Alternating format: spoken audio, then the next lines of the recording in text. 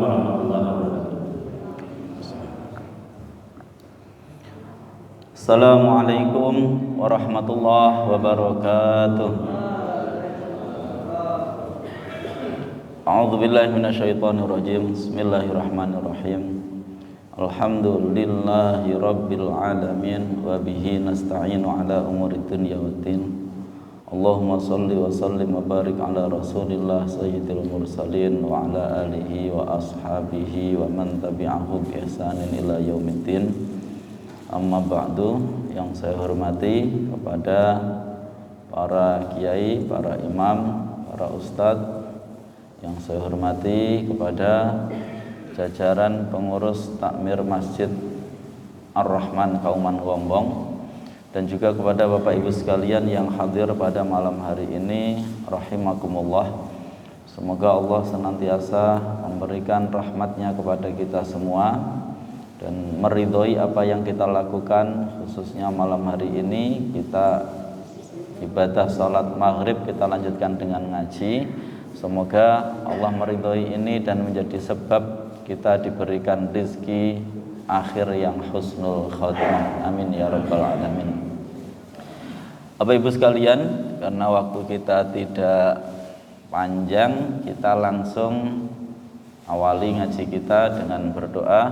Bismillahirrahmanirrahim. Subhanakallahumma rabbana la ilma lana illa ma 'allamtana innaka antal alimul hakim wa tub 'alaina innaka antat tawwabur rahim wa taqabbal minna innaka antas samiul alim wa 'allimna min ladunka ilman nafi'a ya dzal jalali wal ikram. Allahumma iftah lana hikmataka wanshur 'alaina rahmataka ya dzal jalali wal ikram. Bismillahirrahmanirrahim. Sini saya kasih judul menjadi kaya dengan qanaah. Bapak Ibu sekalian, sebelumnya kita menyadari dulu kita sebagai manusia oleh Allah digambarkan dalam surat Al-Fajr ayat 15 dan 16 bahwa manusia itu kecenderungannya, bawaannya itu sudah materialistis.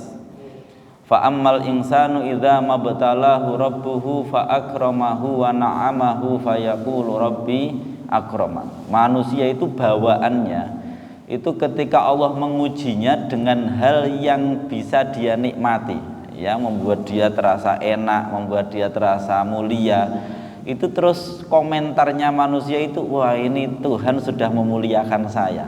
Nanti kalau kita dikasih kaya, kita dikasih jabatannya naik, pasti ini Allah sedang memberi saya rezeki. Nggih, pasti komentarnya begitu ya. Bisa nambah istri, komentarnya begitu. Wah ini Allah sedang memberi saya rezeki, saya sedang dimuliakan oleh. Tapi wa amma idza mabtalahu, tapi kalau Allah mengujinya, bahasanya kita lihat yang atas tadi juga menguji, ibtalahu, sekarang juga menguji. Tapi sekarang ketika diuji, faqadara, lalu membatasi alaihi rizqahu, Allah membatasi rizkinya. Rizki itu macam-macam, bisa dibatasi uangnya, dibatasi kesehatannya, kemudian sakit, ya, dibatasi karirnya, nggak naik-naik jabatan, ya, dibatasi istrinya dari dulu satu aja.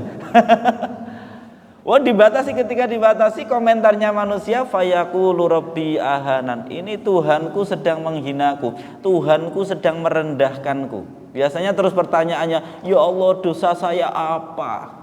Nah, karena merasa dihinakan oleh Allah, kok saya kok tidak diberi rezeki ini dan itu.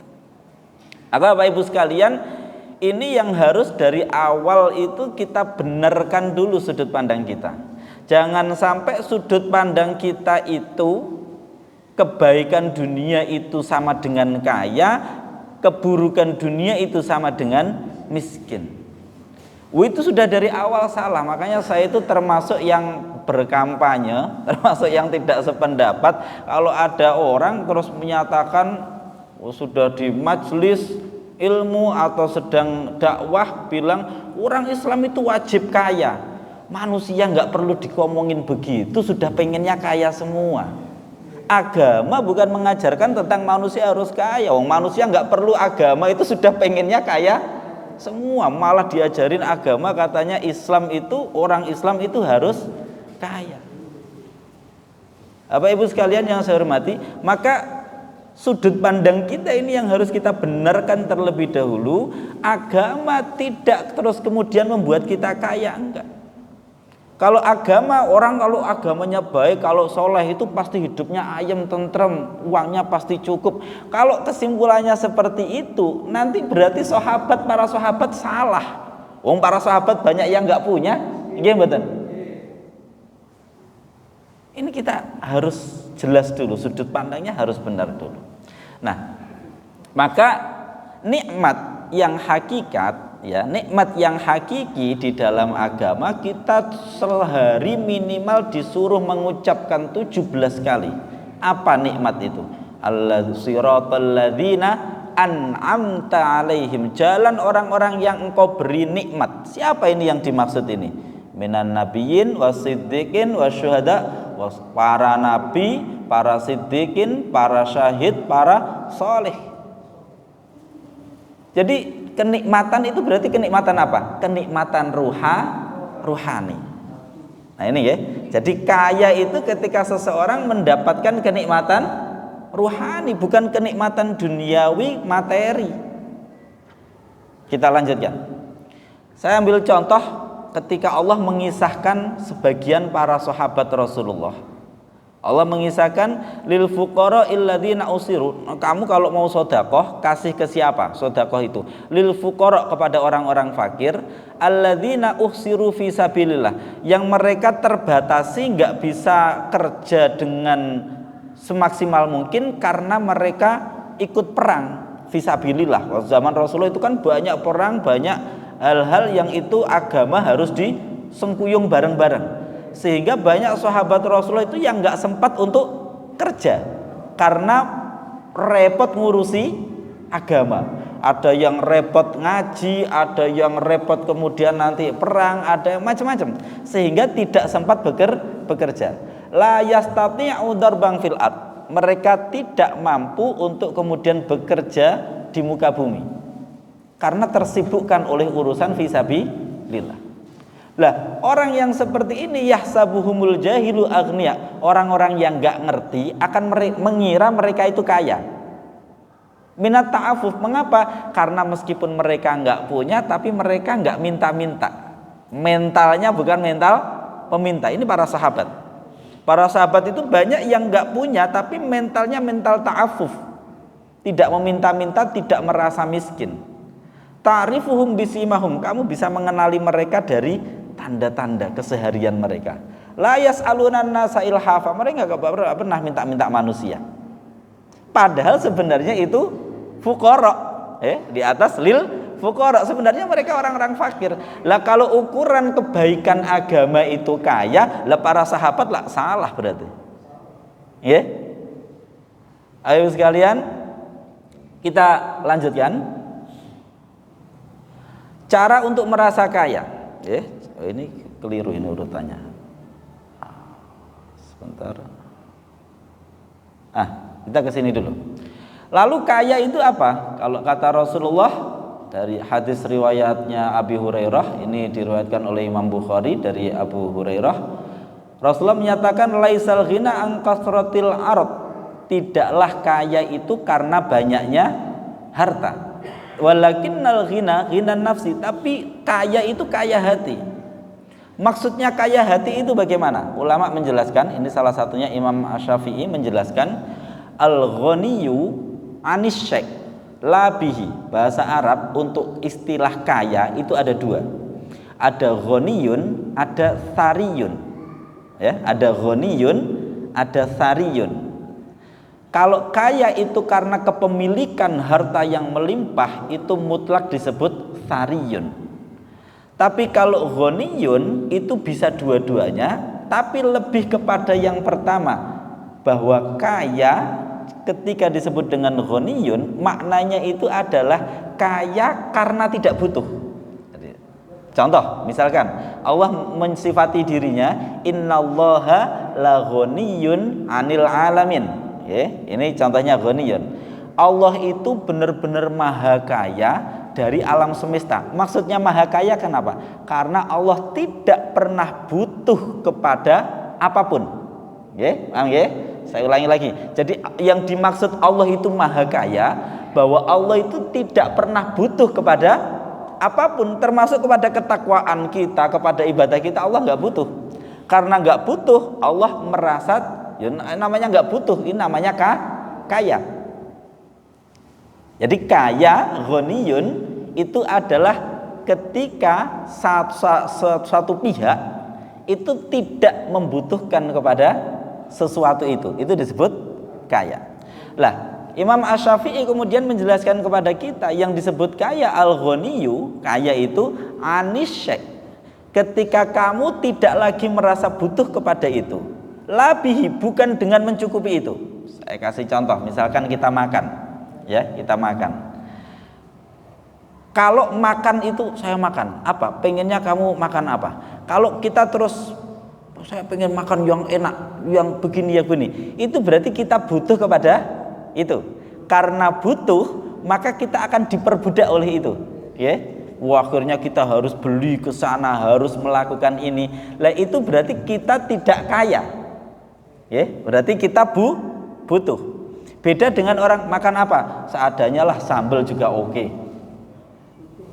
Sambal juga oke. Lah kalau orang yang seperti ini, dia akan menjadi kaya tanpa materi.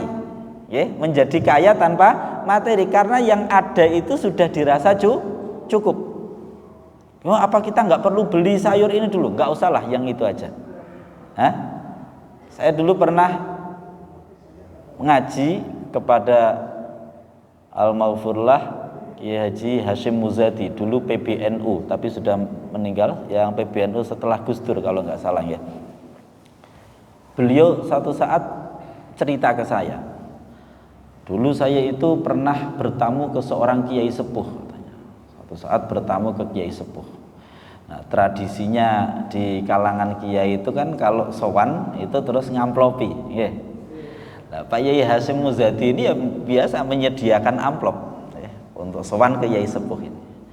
Sudah ngobrol banyak dengan Yai Sepuh ini. Yai Sepuh ini sederhana sekali rumahnya, ya namanya Yai Sepuh biasa. Pak Hashim Muzadi waktu itu karena tokoh nasional kaya raya, diamplopi lah, nggak tahu isinya apa, amplopnya tebel juga nih. Nah, begitu diamplopi, kata si Kiai Sepuhnya ini, gak usah sim gowonen naik, gak usah sim, kamu bawa aja itu uang. Betul apa-apa Yai, insya Allah niki halal. Karena beliau agak dekat dengan politik, mungkin dikira Yai ini uangnya agak abu-abu atau gimana. Beliau langsung meyakinkan, insya Allah ini halal. Orang masalah iku katanya, bukan masalah itu sim. Duitku titik, tapi kepengenanku luwih titik. Duitmu akeh, tapi keinginanmu lebih banyak. Maka kaya itu apa? Kaya itu ketika kita bisa mengontrol keinginan kita. Satu saat sahabat tabi'in, putranya Abdullah bin Amr bin As namanya, Abdullah bin Amr bin As. Suatu saat didatangi seorang, zaman tabi'in itu masih generasi yang baik tapi pun ngoten, datang ke ini, saya ini miskin, saya ini gimana, pokoknya mencurhatkan masalah miskinnya. Kadang orang itu aneh, datang ke orang alim, datang ke seorang kiai, bukan tanya tentang masalah hukum, masalah fikih, tanyanya tentang gimana saya kaya. Kiainya sendiri nggak kaya. Saya itu kadang pernah ditanyain orang, ini gimana bisnis saya biar berjalan biar bisnis saya ini bagus, membesar, sukses gitu ya. Dan saya kalau bisa saya sendiri bisnis. Aneh-aneh aja, datang ke ustadz ya, tanya lah apa bab hukum apa gitu ya. Ini tanya masalahnya ya nggak tahu lah. Bapak ibu sekalian yang saya hormati, tanya ke Amr bin As, saya itu miskin, saya itu gini, muadul macam-macam. Sama Amr bin As terus ditanya, kamu punya rumah? Iya ada, saya punya rumah. Kamu punya istri? Ya saya punya istri. Ya sudah, kamu orang kaya itu berarti. Terus dia bilang, saya juga punya satu budak. Wah, kamu malah sudah kayak raja itu. Mau punya budak satu. Artinya bisa merintah orang. Lah kita itu terkadang aneh.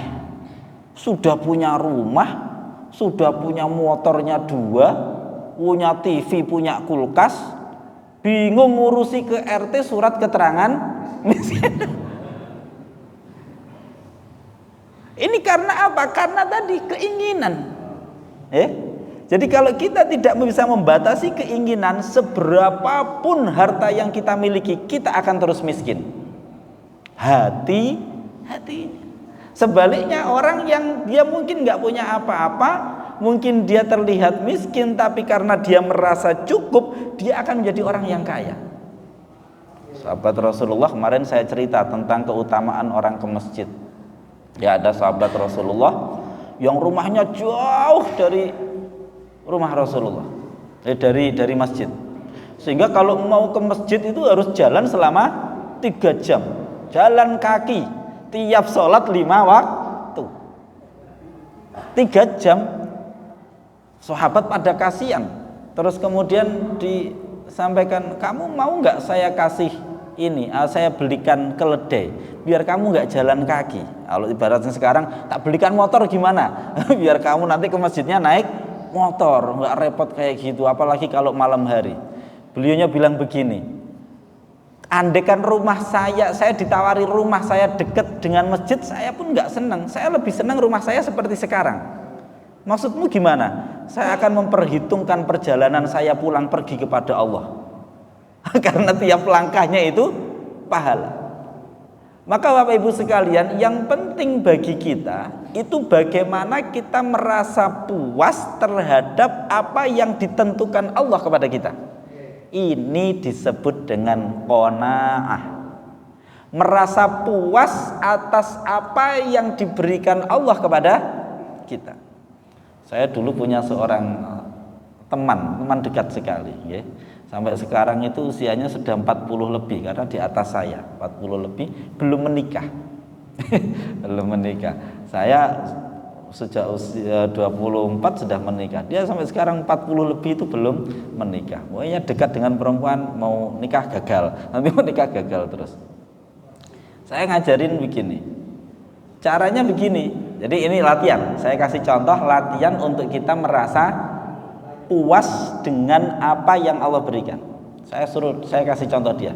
Kamu melihat saya, ya, saya punya istri, punya anak, jangan melihat enaknya ya punya istri, punya anak. Nanti nggak puas kita. Caranya adalah melihat kita itu harus puas.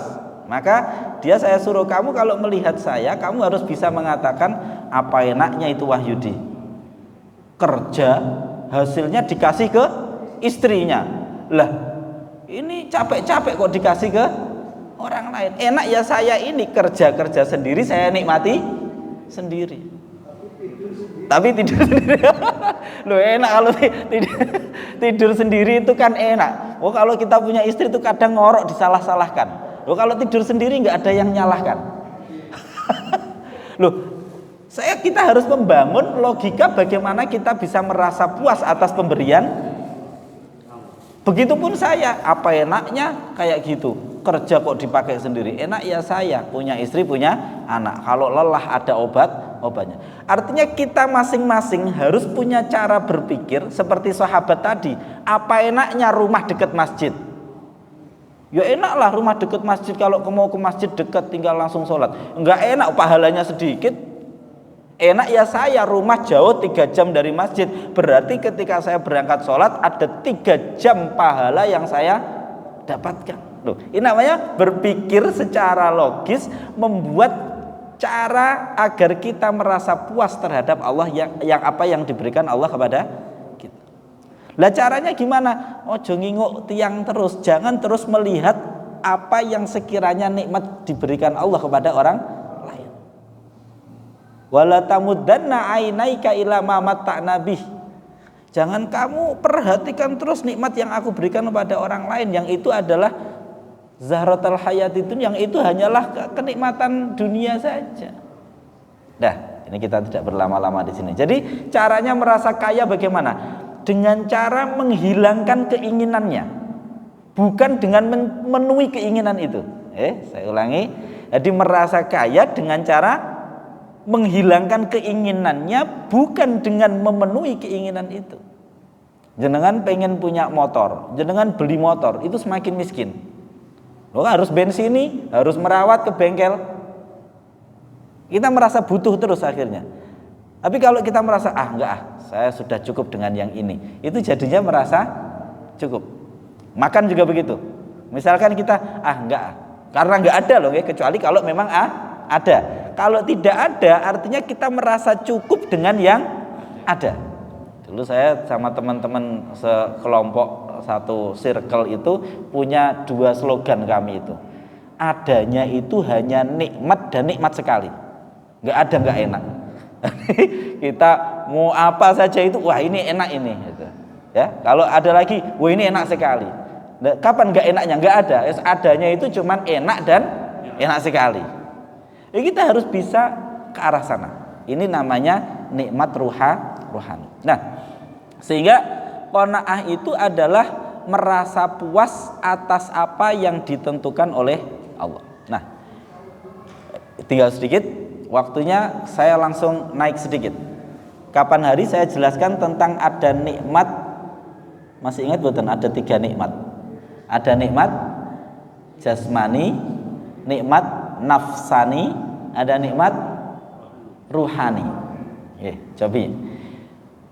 Diri kita yang asli itu jasad atau ruh? Saya ulangi lagi. Diri kita yang asli itu jasad atau ruh? Allah dalam mengisahkan kisah kejadian kita itu ketika di dalam rahim ini sudah terbentuk diri kita janin, maka kemudian Allah menyatakan wa nafakhtu fihi min ruhi, aku tiupkan ke janin itu ruh dariku. Kemudian kematian kita itu adalah ketika ruh ini ditarik lagi dari jasad. Berarti diri kita yang asli itu ruh apa jasad? Ruh. Kalau jasad ini kan hanya pengelompokan kumpulan dari apa yang kita makan, gitu. Itu lahir kita kecil, nanti kita konsumsi ini, jadi besar. Nanti makanya ketika mati terus kembali lagi ke tanah. Berarti kan ini sebenarnya aslinya tanah, kembali lagi minha khalaqnakum wa fiha nu'idukum. Dari tanah kamu aku buat, nanti kamu aku kembalikan ke tanah. Diri kita yang sejati itu apa? Ruh. Berarti seharusnya kenikmatan yang sejati itu kenikmatan apa? Ruhani. Paham ya? Harusnya kenikmatan yang sejati itu bukan kenikmatan jasmani, tapi kenikmatan ruhani. Nah, sekarang saya tanya dulu jenengan. Yakin nggak dengan adanya hari akhirat? Kok kayaknya masih ragu. Yakin mboten nanti kita akan mati, menemui alam kubur, sampai kemudian hari kiamat semua kita dibangkitkan untuk menemui hari akhirat. Yakin mboten? Pun yakin ya, wong itu rukun iman, nggak yakin kufur jenengan. Pun ya, yakin ya ada. Nanti di akhirat kita ketemu dengan apa? Surga, neraka. Ya, kalau nggak surga, ya neraka. Nikmat itu di surga apa di neraka? Di surga. Pun yakin ya. Artis tapi banyak yang di neraka loh. Ya, jadi nikmat itu di surga atau neraka? Surga, pun nggih. Ketidaknikmatan atau kesengsaraan itu di mana? Di neraka, pun nggih. Orang bisa mencapai surga itu kalau di dunianya takwa atau kaya? Pun nggih. Berarti kenikmatan itu ketika takwa atau ketika kaya? Pun nggih. Gitu loh nggih. Yakin ya? Berarti doanya biasanya kita itu, ya Allah ampuni kami, itu biasa saja, amin. Ya Allah berikan kami surgamu, amin. Ya Allah jadikan kami orang-orang yang kaya, amin. Kalau doanya bab duit itu buanter, semangat. Apa ibu sekalian, berarti seharusnya yang kita cari di dunia itu kenikmatan yang nanti mengantarkan kita kepada kenikmatan yang sebenarnya, yaitu surga. Nggih? Nggih. Nah, Ibnu Athaillah As-Sakandari, seorang tokoh besar di dalam tasawuf, dalam akhlak, beliau menyatakan begini. Ini kita harus agak mikir sedikit. Beliau menyatakan begini. Rubama a'toka famana'aka wa rubama mana'aka fa'a'toka wa mata fatahalaka babal fahmi fil man'i soral man'u ainal ato. Saya jelaskan sedikit. Kata beliau, terkadang Allah itu memberimu padahal sebenarnya sedang tidak. Terkadang Allah nampak memberimu padahal sebenarnya tidak. Terkadang Allah nampak tidak memberimu padahal sebenarnya sedang memberimu. Kalau kamu sudah benar-benar melihat hakikat dari pemberian, kamu akan bisa melihat bahwa tidak memberinya Allah itu sebenarnya memberi. Wah, bingung mulai walak-alik ya. Tuan, niki agak mikir sedikit karena ini memang makolahnya agak tingkat tinggi. Pelan-pelan. Terkadang Allah memberimu padahal sebenarnya tidak. Berapa banyak di antara kita, saudara-saudara kita yang mungkin kita kenal atau kita tahu, awalnya sering ke masjid, ya, tapi begitu karena sedang miskin, tapi begitu mulai kaya nggak pernah lagi ke masjid, ya betul. Awalnya sholat, tapi begitu mulai kaya mulai tidak kenal sholat. Awalnya suka ke majelis taklim, begitu bisnisnya membesar, ribet dengan urusan bisnisnya, nggak pernah lagi ngaji. Kenikmatan yang sebenarnya tadi sudah kita bahas, itu kenikmatan ruhani seharusnya ketika dia ngaji, ketika dia sholat, ketika dia ke majelis taklim, ya. Ada orang yang diberi kaya tapi dicabut nikmat sholatnya. Ini berarti dia nampaknya diberi kaya tapi sebenarnya sedang tidak diberi kenikmatan ruhani. Ada orang yang nampaknya tidak diberi oleh Allah, minta kaya dari dulu sampai sekarang miskin terus. Fakirnya fakir permanen. Itu ada orang yang seperti itu. Tapi karena dia miskin, ya setiap hari dia tahajud, setiap hari memohon kepada Allah dengan ketulusan hatinya. Sehingga ada satu kisah, ada seorang itu doanya Masya Allah tiap hari nangis, merasa butuh kepada Allah, doa ya mohon ampun ya Bu, karena dia merasa jangan-jangan saya miskin ini karena dosa saya. Dia berdoa ya Allah ampuni saya, doa macam-macam lah. Tiap hari tahajud nangis kepada Allah, mohon ampun. Lah, termasuk ya minta dientaskan dari kemiskinannya.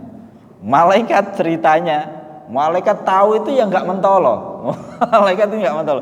Ini orang doa sudah seperti ini. Ya Allah, kenapa kok tidak Engkau kabulkan? Bukankah dia doanya sudah sangat tulus dan sudah sangat lama dia memohon? Allah bilang gimana? Enggak, dia enggak akan saya kasih kaya. Loh, kenapa ya Allah? Apakah doanya tidak benar? Oh, bukan karena doanya tidak benar. Saya senang dengan tangisannya. Saya senang dengan permohonannya. Saya senang dengan sujudnya dia. Allah senang sama dia. Karena senang dengan itu semua, maka oleh Allah justru tidak diberi yang dunia. Paham?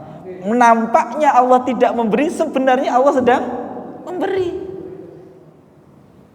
Ada orang-orang yang nantinya, yang kemudian diistilahkan dengan istidraj, yang ketika oleh Allah diberikan peringatan, dia bukannya semakin baik, semakin buruk. Itu janjinya Allah, salah satu sunnatullah. Fatahna lahu abwabas samawati wal ard.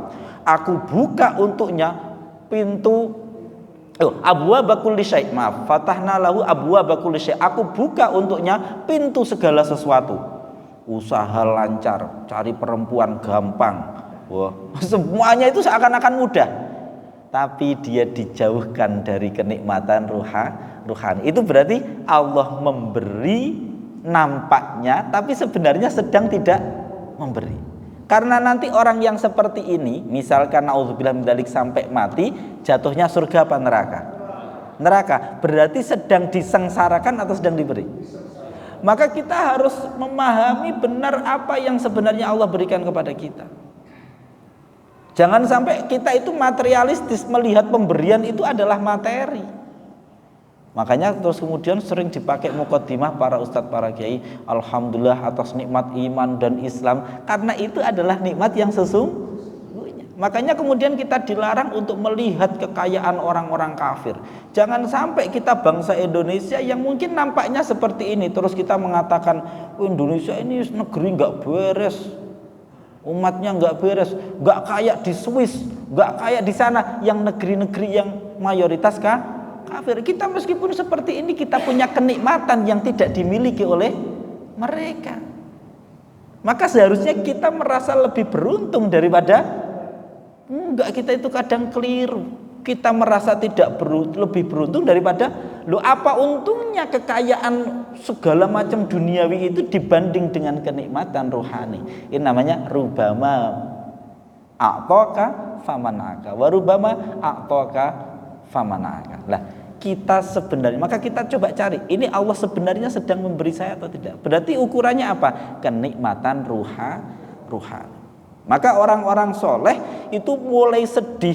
Sedihnya itu bukan karena ketika uangnya dibatasi, enggak. Sedihnya itu ketika dia merasa sholatnya kok enggak nikmat lagi. Dia langsung sedih, ya Allah, kenapa munajat saya tidak lagi seindah biasanya. Dia langsung cari, ya Allah, langsung banyak istighfar karena merasa ada kesalahan di dalam dirinya.